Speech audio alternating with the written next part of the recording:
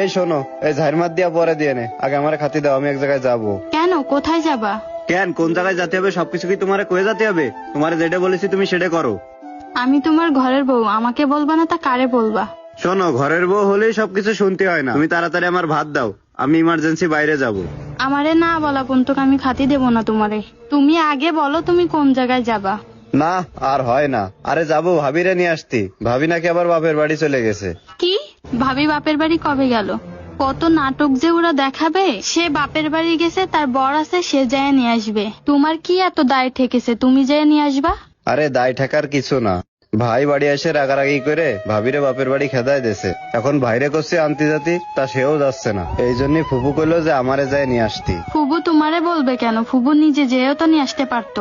আরে তুমি বোঝো না, ফুপুর বয়স হয়ে গেছে, এখন কি আর ফুপু আগের মতো হাঁটতে চলতে পারে? আর তাছাড়া আমি গেলে কি সমস্যা?